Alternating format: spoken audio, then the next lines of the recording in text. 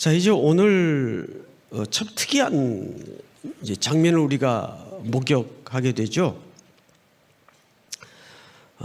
우리 48장 1절을 좀 볼까요? 1절.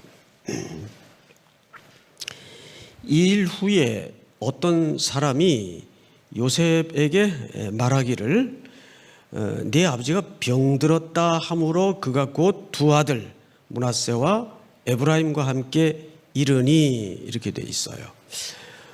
이 에브라임과 므낫세는 요셉의 애굽에서 나온 두 아들입니다. 근데 보시면 사실 이름 순서가 바뀌어져 있어요. 원래 므낫세가 첫째입니다. 맞죠? 므낫세가 첫째고 에브라임이 차자입니다. 근데 성경 기자가 어떤 의도를 가지고 동생을 앞열에다 놓고 장자를 차자의 위치에 이름을 얹어놨습니다. 자, 그런데 이 므낫세라는 이름은 이런 의미가 있어요. 모든 힘겨웠던 시간들을 잊어버리고 싶다. 자, 잊어버리다, 이런 의미가 있어요. 누가 그렇게 지었을까요? 아버지 요셉이 그렇게 지었겠죠. 아마도 그의 지난 시간을 돌아보면 너무 가혹하고 힘겨웠던 시간들이 많았기 때문에 첫 아들을 낳으면서 모든 지난날에 슬펐던, 이해할 수 없었던, 괴로웠던 일들은 내 좀 잊었으면 좋겠다. 이제는 내 인생에 그런 일이 두 번 다시 개입되지 않았으면 좋겠다. 그리고 이제 둘째를 낳았는데 둘째 이름이 에브라임이에요. 에브라임이라는 이름 뜻은 뭐냐면 곱절이라는 뜻입니다. 곱절, 두 배.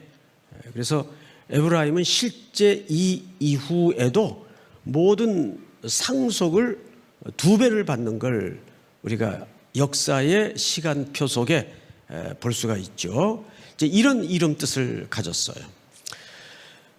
물론 여기에는 하나님의 궁극적인 어떤 목적도 있겠지만 그 요셉이라는 혈육의 아버지를 통해서 이 아들에게 담아진 그의 깊은 열망 또는 소원이었을 겁니다.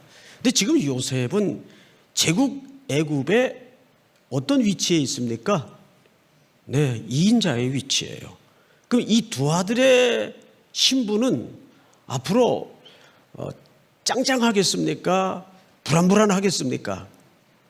예, 이거 완전 금수저 물고 태어난 아들들이란 말이에요.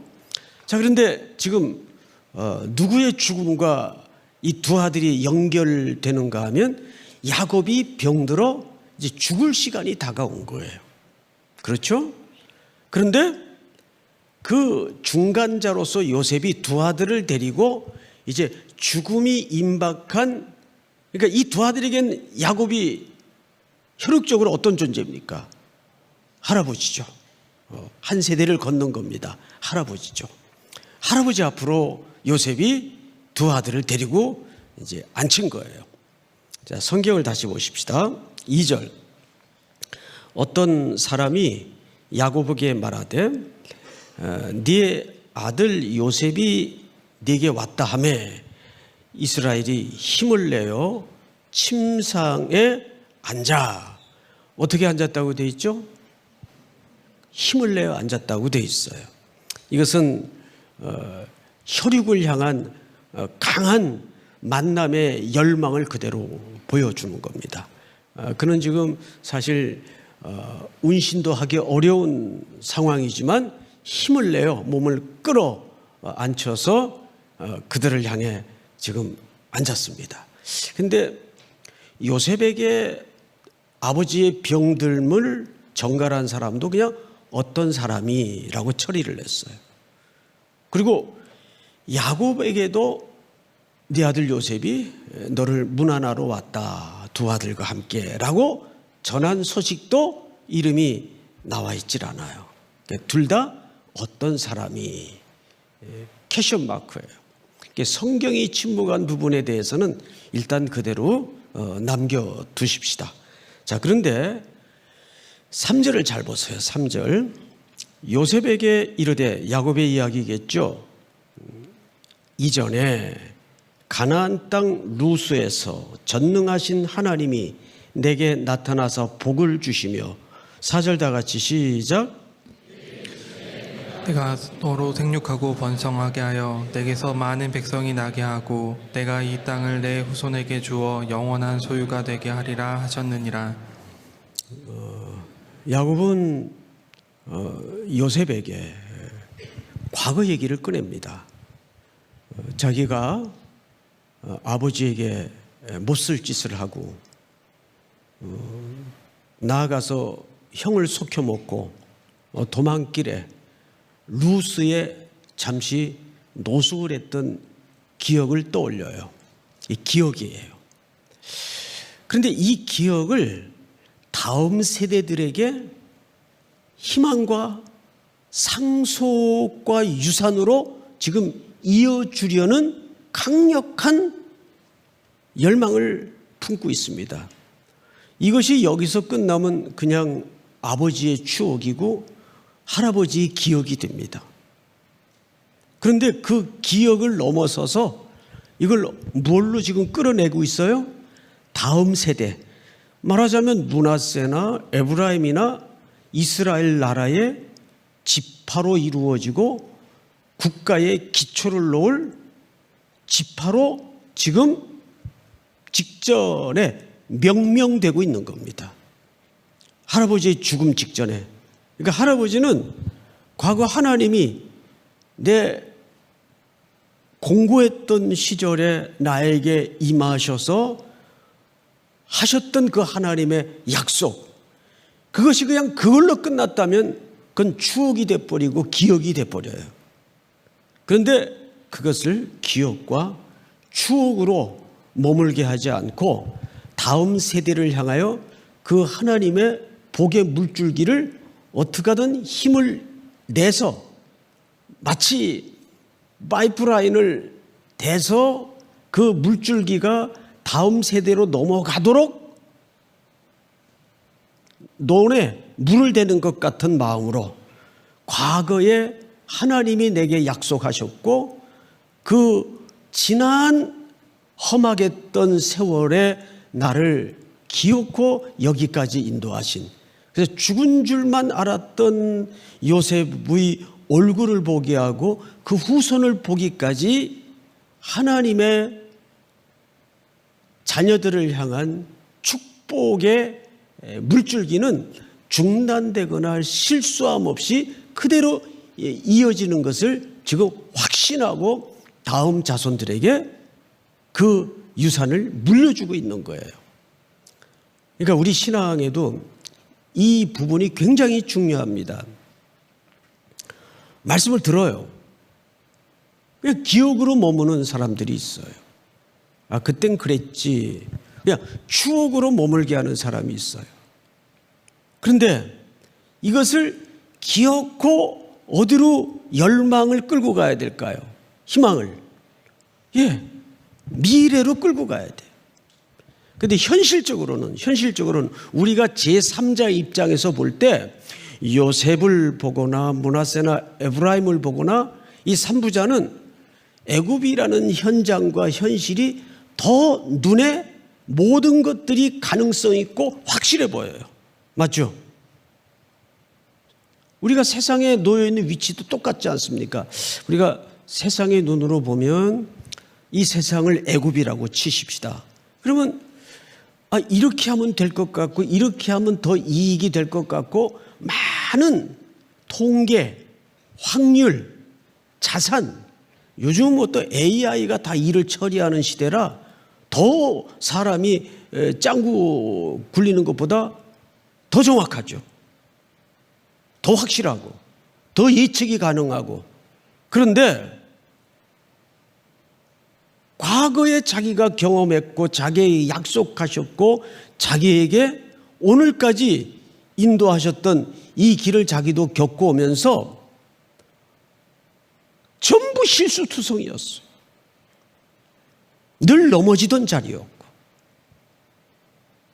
그런데 여기까지 인도하신 그 하나님의 자기에게 부어주신 복과 은총을 이제 다음 세대들에게 강렬하게 흘려보내주기를 지금 열망하고 있는 겁니다.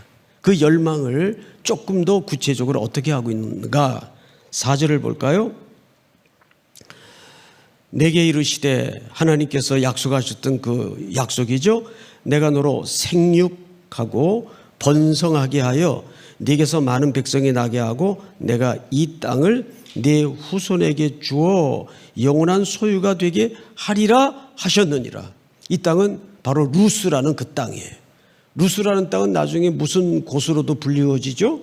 베델입니다. 베델. 거기가 하나님의 집이라는 의미를 담은 베델로 명칭이 바뀌어서 불리워지게 됩니다. 그러니까 지금 이 땅이라는 말은 애굽 땅을 얘기하는 게 아니라 가나안 땅을 기억하면서 땅 얘기를 해요. 그 얘기는 아브라함 쪽부터 약속하신 땅입니다. 그래서 우리가 창세기 12장을 보시면 이렇게 돼 있어요. 한번 띄워주실까요? 12장. 여호와께서 아브라함에게 이르시되 너는 너의 고향과 친척과 아버지의 집을 떠나 내가 네게 보여줄 땅으로 가라. 2절 다 같이 시작. 내가 너로 큰 민족을 이루고 내게 복을 주어 내 이름을 창대하게 하리니 너는 복이 될지라. 3절을 제가 읽겠습니다. 너를 축복하는 자에게는 내가 복을 내리고 너를 저주하는 자에게는 내가 저주하리니 땅의 모든 족속이 너로 말미암아 복을 얻을 것이라 하신지라. 여러분 어떻습니까? 애굽이라는 제국은 요셉과 므낫세와 에브라임이라는 3부자에게는 현실이에요. 모든 게 가능성이 있고 모든 게 손에 들어올 수 있는 아주 실현 가능한 환경에 놓여져 있어요. 그런데 야곱이 말하는 복이나 아브라함에게 했던 복의 내용은 전부 그 속성적 가치가 어떤 가치를 담고 있습니까? 하나님의 복에 대한 약속은 어떤 가치를 담고 있는가요? 중심이 기다려야 돼요. 그 기다린다는 것은 상식선에서 확실한 걸까요? 불확실한 걸까요? 상식선에서는 눈에 보이지도 않고 불확실한 거죠. 이것이 이 애국 같은 세상에 하나님 없이 살아가는 사람들의 시선과 여러분들이 여기에 발을 딛고 살지만 이 하나님의 복과 약속을 붙들고 살아가는 사람들의 삶의 태도의 큰 굵은 차이입니다. 여러분들이 붙들고 있는 거는 세상 사람들이 볼 때는 이거 뭐 하는 거야? 왜 저러지? 전부 불확실해요. 저런다고 뭐 떡이 나오나 밥이 나오나. 좀 이런 조롱과 이런 비아냥이 계속 우리를 흔들고 우리를 괴롭혀요. 그러나 야곱은 요셉과 두 아들에게 지금 오히려 현실 가능한 제국의 이야기를 들려주기보다는 너희 여기서 4대 5대까지 이런 기회도 우리 가문에 언제 오겠냐. 이루고 설득하고 이루고 채근을 한 게 아니라 하나님이 자기 인생을 여기까지 인도하셨던 그 과거의 기억과 단순한 추억이 아니라 그것을 이들에게 하나님의 복의 물줄기로 지금 물려주고 싶은 열망이 이 표현 속에 담아져 있다는 거예요. 여기 이제 부모 세대도 앉아 계시겠지만 여러분들은 어떻습니까? 여러분 신앙생활이라는 건 그래서 세상에서 균형을 잡고 사는 게 신앙생활이 아닙니다. 신앙생활은 좀 이런 표현을 써서 죄송하지만 그리스도의 은혜와 하나님의 자비에 몰빵하는 게 신앙생활이에요. 신앙생활은 균형을 잡는 게 신앙생활이 아니에요. 믿습니까? 그러면 세상에서 어떻게 여러분들을 쳐다보겠어요? 바보 같은 사람들. 당연히 그러겠죠. 예. 그럼에도 불구하고 우리가 그들과 다른 삶의 원리로 살아야 되는 이유가 여기 있는 거예요. 영원한 복이 뭔가?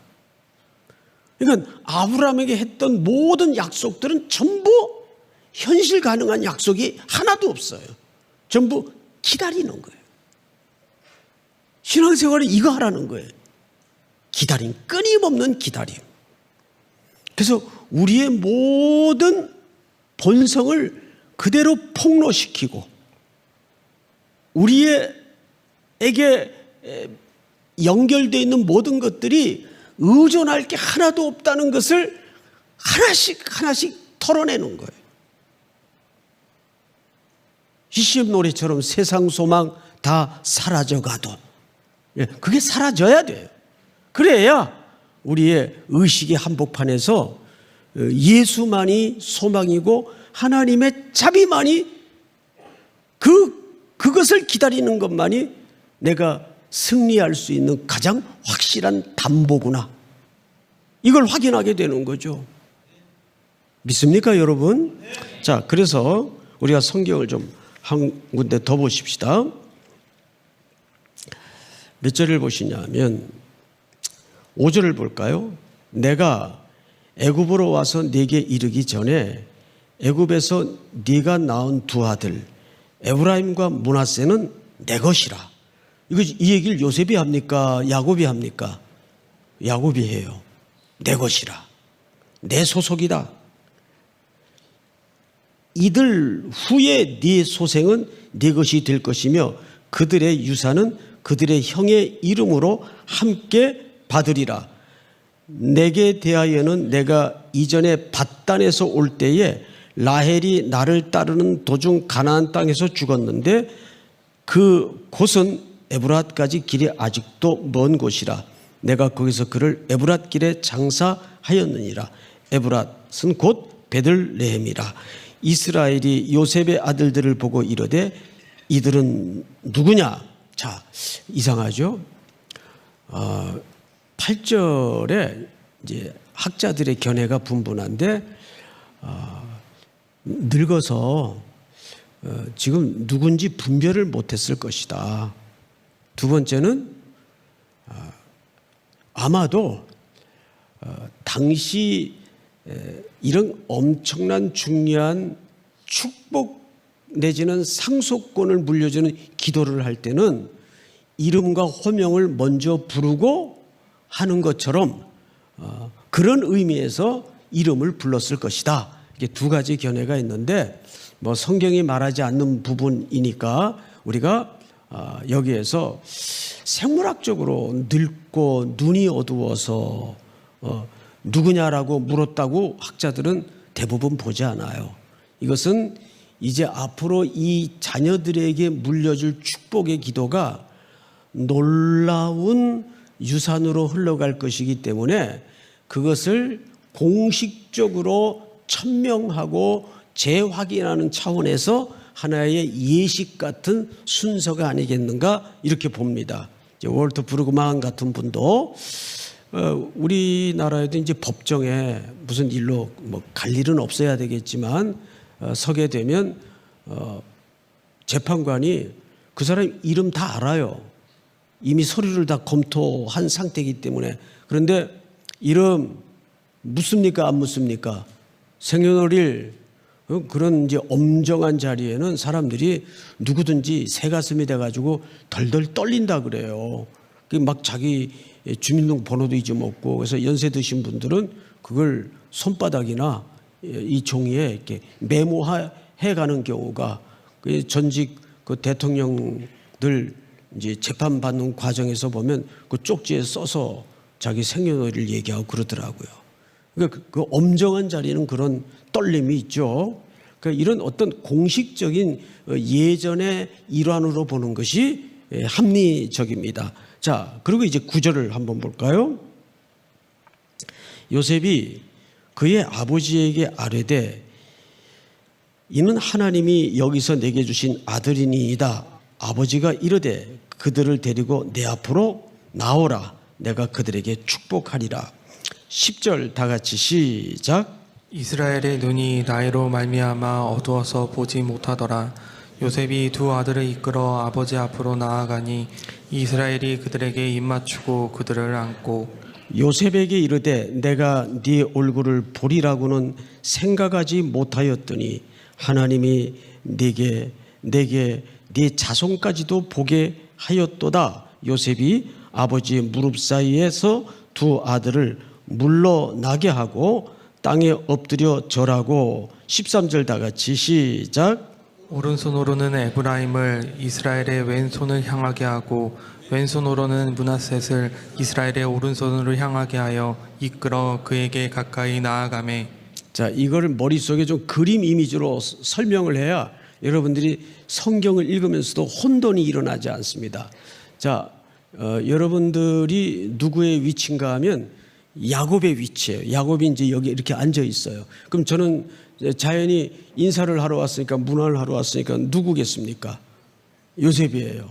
뭐 잠깐이라도 요셉이 돼 보십시다. 저는 요셉이에요. 근데 지금 두 아들이 형이 누구예요? 므낫세예요. 그다음에 동생은 에브라임이에요. 잘 기억하시네요. 그러면 요셉의 입장에서는 형을 아버지의 오른쪽에 앉혀서 우수로 축복을 받게 하고 싶은 거예요. 맞겠죠? 그러니까 므낫세를 자기 어느 편에 앉혔어요? 그렇죠. 자기 왼쪽에다가 배치를 했어요. 그럼 아버지 쪽에서는 왼쪽이 됩니까? 오른쪽이 됩니까? 오른쪽이 되죠.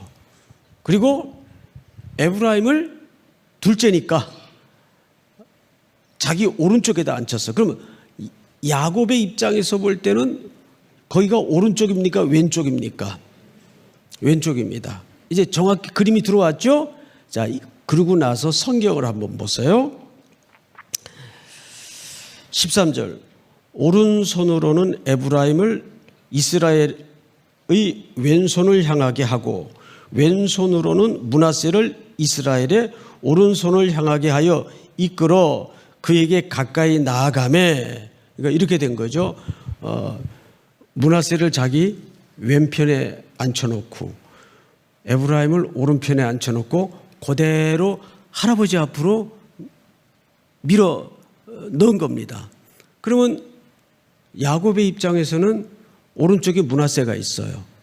여러분들 입장에서는 또 왼쪽에 누가 있을까요? 에브라임이 있어요. 14절을 여러분들이 한번 읽어볼까요? 14절 시작. 이스라엘이 오른손을 펴서 차남 에브라임의 머리에 얹고 왼손을 펴서 므낫셋의 머리에 얹으니 므낫셋은 장자라도 팔을 엇바꾸어 얹었더라. 여기 다른 성경에는 어긋맞겨 그랬는데 엇바꾸어 얹었더라. 그러면 야곱이 팔을 이렇게 X자로 어긋맞게 옮겨서 오른손이 누구 머리로 가게 했어요? 그렇죠. 그리고 왼손이 누구 머리로 가게 했어요? 므낫세로 가게 했어요. 그러면 과연 이것이 야곱의 실수였을까? 자, 성경을 한번 보십시다. 15절. 그가 요셉을 위하여 축복하여 이르되 내 조부 아브람과 아버지 이삭에 섬기던 하나님, 나의 출생으로부터 지금까지 나를 기르신 하나님, 나를 모든 환난에서 건지신 여호와의 사자께서 이 아이들에게 복을 주시오며 이들로 내 이름과 내 조상 아브라함과 이삭의 이름으로 칭하게 하시오며 이들이 세상에서 번식되게 하기를 원하나이다. 자, 16절까지는 전부 하나님께서 아브라함의 하나님, 이삭의 하나님이 자기를 어떻게 했대요? 기르셨답니다. 이 길렀다는 말은 인도했다는 뜻입니다. 사실은 인도하셨고, 또 나를 모든 환난에서 어떻게 하신 하나님?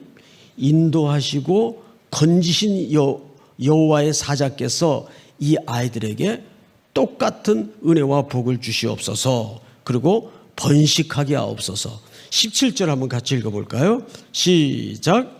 요셉이 그 아버지가 오른손을 에브라임의 머리에 얹은 것을 보고 기뻐하지 아니하여 아버지의 손을 들어 에브라임의 머리에서 므낫셋의 머리로 옮기고자 하여. 그러니까 요셉이 그렇게 1차 축복 기도가 마무리될 즈음에 요셉이 당황했어요. 아이고, 아버지 실수하시는구나. 그리고는 어떻게 했다고? 아버지를 제지했습니다. 그런데 놀라운 얘기를 해요. 18절. 그의 아버지에게 이르되 아버지여 그리 마옵소서. 이는 장자이니 오른손을 그의 머리에 얹으소서 하였으나. 여러분, 이것은 이스라엘의 어떤 의미에서는 상식이고 전통입니다. 그렇죠? 그렇게 이제 그 머리에 손을 바꾸려고 했어요. 요셉이. 19절. 그의 아버지가 허락하지 아니하며 이르되 나도 안다 내 아들아 나도 안다. 두 번씩이나 확정적으로 얘기합니다. 그러니까 이것은 야곱의 실수라고 볼 수가 없어요.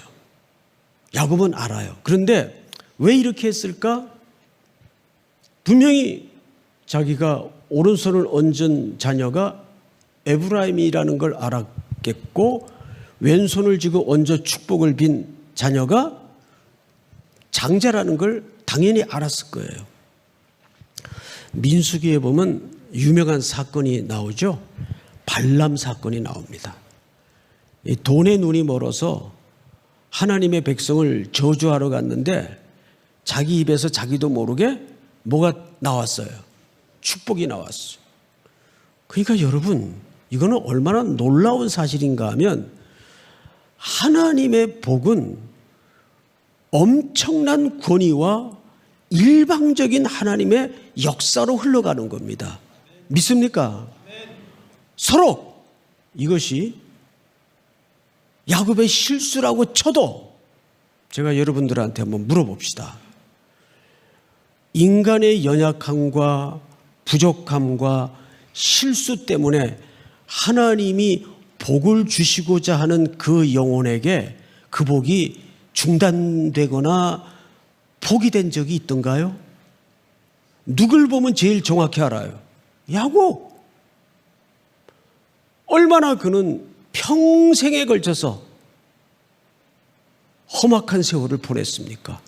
그런데도 하나님은 야곱에게 기어코 주시고자 했던 복이 포기되거나 중단된 적이 없어요. 우리 창세기 45장을 한번 볼까요? 28절 같이 한번 읽어보십시다. 시작. 이스라엘이 이르되 조카도다 내 아들 요셉이 지금까지 살아있으니 내가 죽기 전에 가서 그를 보리라 하니라. 형들의 못난 시기와 질투 때문에 아버지의 부족함 때문에 이 아들을 잃은 줄 알았어요. 그런데 그들의 그 부족하고 연약한 실패투성이의 삶의 과정들을 기어코 하나님이 뚫어내시고 어떻게 하셨어요? 야곱에게 요셉을 보이신 겁니다. 46장을 한번 볼까요? 야곱이 유다를 요셉에게 미리 보내어 자기를 고센으로 인도하게 하고 다 고센 땅에 이르니 다 같이 시작. 그의 수레를 갖추고 고센으로 올라가서 그의 아버지 이스라엘을 맞으며 그에게 보이고 그의 목을 어긋맞춰 안고 얼마 동안 울매. 여러분, 여기서 우리가 기억해야 될 것은 하나님은 주권을 가지신 분이고 복의 주체자예요. 그래서 그분은 인간의 평판, 인간의 관습 이런 거를 뛰어넘고 자유롭게 복을 주고자 하는 자에게 복을 주시는 분이에요. 믿습니까? 네. 오늘 이 두 아들에게 손을 어긋맡겨 복을 비는 이 장면 속에서 우리가 반드시 기억해야 될 게 뭐냐면 하나님의 주권이에요. 근데 우리는 자꾸 인간의 상황에 따라서 이게 될 수도 있고 안 될 수도 있다고 오해를 해요. 아닙니다. 이렇든 저렇든 그 모든 문제의 주체자도 누구라는 걸 깨달아야 돼요. 하나님이시라는 걸 깨달아야 돼요. 교회 안에서 예를 들어서 이거 이렇게 안 되면 이거 큰일 나는데 어떡하냐고 막 이런 소리를 할 때가 있어요. Don't worry. 걱정하지 마세요. 안 될 때도 될 때도 그 문제의 주인은 누구세요? 하나님이세요. 뭘 믿는 거예요 도대체? 내가 선택한 게 그대로 안 되면 나라가 망해요? 내가 선택한 사람이 되면 나라가 잘 될 것 같아요? 둘 다 아닙니다. 하나님이 주인이세요. 선거의 결과에 너무 애달파하지도 말고 너무 희낙낙하지도 마세요. 그리스도인이 이 땅에서 사는 삶의 태도는 어떤 문제 앞에서도 잠잠하고 담담한 건데, 한 주간 동안 이 본문을 묵상하면서 이런 결론 앞에 도달이 되더라고요. 우리 인생의 시간표 속에 일어나는 수많은 과정들이 전부 우리를 결국 겸손케 만드는 과정이에요. 그럼 그 겸손이라는 게 뭐예요? 저는 못해요. 이런 게 겸손이에요? 예? 뭐 잘난 체 하는 게 교만이에요? 그런 거 아니에요. 진짜 겸손한 사람은 하나님의 주권을 끝까지 기다리는 사람이에요. 그 사람이 겸손한 거예요. 믿습니까? 오늘 밤에도 여러분들이 많은 기도의 제목을 가슴에서 털어내고 입으로 고백하고 하나님 앞에 부르짖을 때에도 먼저 우리의 기도가 자기 열망이 주체가 돼서는 안 돼요. 겟세마네 동산에서 그 어마어마한 죽음의 잔 앞에서도 내 원대로 마옵시고 아버지의 뜻이 이루어지기를 원하나이다. 그리고 일어나 찬미하며 그 죽음의 잔을 마시러 가지 않습니까? 거기에 칼 빼들고 난리쳤던 인물들이 그 의미를 못 알아먹은 제자들 무리예요. 그러니까 하나님의 주권을 믿는 백성들에게는 이 하나님의 주권은 우리 장로교를 창시한 칼뱅의 아주 중요한 신학사상입니다. 하나님의 절대 주권을 믿어야 돼요. 그분은 우리의 허물과 연약함과 실패와 좌절 속에서도 하나님이 복 주고자 하는 자에게 그분이 복을 주시는 분이세요. 그분이 일하시는 분이세요. 믿습니까? 우리 인생사에 수많은 굴곡들이 있지 않습니까? 이렇게 되면 어떡하나, 저렇게 되면 좋을 텐데. 아니에요. 이렇든 저렇든 그 일을 성취하시고 이루시는 이는 여호와 하나님이심을 믿어야 돼요. 오늘도 이른 아침부터 여러 명의 손님들을 접견하면서 거의 어떤 분은 교수, 어떤 분은 목회자, 여러 분을 만나죠. 어떤 분은 선교사. 본질이 똑같아요. 본질이. 결국 우리가 어떤 현장에서든 하나님의 주권을 정말 믿고 기다리며 사는가, 자꾸 내 힘으로 작용해서 자꾸 기특한 생각에 빠져 있는가, 이 싸움이에요. 결국 그것을 가장 가시적으로 훈련할 수 있는 씨름이 뭡니까? 기도의 시간이에요. 그러면서 월트 브루그만은 이런 얘기를 해요. 그 두 자녀에게 할아버지의 따스한 온기로 손을 얹어서 이 하나님의 생명의 복을 물려주는 이 행위야말로 이 므낫세와 에브라임에게는 무척 낯선 행위였을 거다. 왜? 그들은 어쨌거나 어디 문명에 익숙한 사람들일까요? 그렇죠. 애굽 문명에, 애굽의 지식과 애굽의 질서에 익숙한 사람들이에요. 그런데 할아버지가 이제 거의 숨을 거두기 직전에 자기들 머리에 손을 얹고 뭐 들었는지는 모르겠지만 뭐 아브람 얘기도 하고 뭐 이삭 얘기도 하고 그러면서 그 복을 빌어주는. 근데 결국 이 하나님의 강력한 은혜의 물줄기가 이들을 어디에서 꺼냅니까? 애굽에서 꺼내잖아요.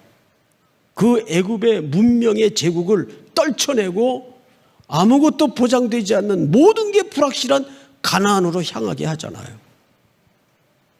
모두에서도 말씀을 드렸지만 우리 여호수아서 24장을 한번 볼까요? 마지막으로. 그러므로 이제는 여호와를 경외하며 온전함과 진실함으로 그를 섬기라. 너희의 조상들이 강 저쪽과 애굽에서 섬기던 신들을 치워버리고 여호와만 섬기라. 다 같이 15절 시작. 만일 여호와를 섬기는 것이 너희에게 좋지 않게 보이거든 너희 조상들이 강 저쪽에 섬기던 신들이든지 또는 너희가 거주하는 땅에 있는 아모리 족속의 신들이든지 너희가 섬길 자를 오늘 택하라. 오직 나와 내 집은 여호와를 섬기겠노라 하니. 여기 택하라는 말은 초이스해라 그 말이 아니죠. 이 말은 여지가 없다는 걸 반어법으로 강조한 내용이에요. 애들 밥 안 먹고 막 말 안 듣고 그러면 할머니나 엄마가 그러잖아요. 너 정이 이러겠어. 먹든지 말든지 네 마음대로 해. 그러면 네가 이제는 한 인격체니까 네 뜻을 존중할게. 먹든지 굶든지 내가 초이스해라 그 얘기예요. 너 먹어야 살아 그 뜻 아니에요. 너 먹어야 몸이 튼튼해져 그 뜻 아니에요. 그러니까 신앙은 균형을 잡는 싸움이 아니에요. 뭐 하는 싸움이라고요? 하나님의 자비와 예수 그리스도의 공로에 몰빵하는 싸움이에요. 그래야 우리는 하나님의 언약에서 떨어지지 않을 수 있습니다. 요한복음 15장에서 뭐라? 너희가 나를 떠나서는 아무것도 할 수 없다 그랬어요. 우리가 예수 떠나서는, 하나님의 자비를 떠나서는 아무것도 할 수가 없어요. 오늘 이 밤에도 그런 간절한 가장 거룩한 기도가 여러분 입술에서 토해져내기를 주의 이름으로 축원하고 축복합니다. 우리 나의 갈 길, 내 주를 가까이 338장 몇 가지 기도 제목을 드리겠습니다. 먼저 오늘 주신 말씀 속에 하나님은 만물의 주인이 되시고 주권자이십니다. 통치자이십니다. 우리가 넘어지고 연약해서 실패할지라도 하나님은 복을 주시고자 하는 자에게 반드시 그 복을 성취해 주시기를 기뻐하시고 열망하시는 분이십니다. 그 하나님을 의지하십시오. 우리는 지금 애굽 같은 세상에 몸담아 살고 있지만 눈에 가시적으로 확실해 보이는 것, 그럴듯해 보이는 것에 사람들은 더 매력을 느끼고 그것이 자신들의 미래를 확고하게 해주고 의지할 것이라고 속삭입니다. 우리가 붙들고 있는 것은 하나님의 언약의 소망인데 불확실해 보입니다. 과연 그렇게 될까? 이때 우리에게 필요한 게 뭘까요? 하나님에 대한 신뢰입니다.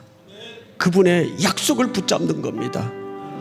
오늘 이 주신 말씀 붙들고 나는 비록 약하지만 야곱 같은 존재이지만 야곱을 이스라엘로 만드시는 하나님의 주권과 성실 앞에 오늘 우리의 인생도 그 연장선상에 놓여져 있음을 믿고 오늘 이 밤에 여러분들이 가지고 나온 기도의 제목을 하나하나 곱씹어가면서 주님 앞에 간절히 부르짖는 밤이 될 수 있기를 축복합니다. 우리 한번 주여 부른 다음에 소리내어 통성으로 기도하십시다.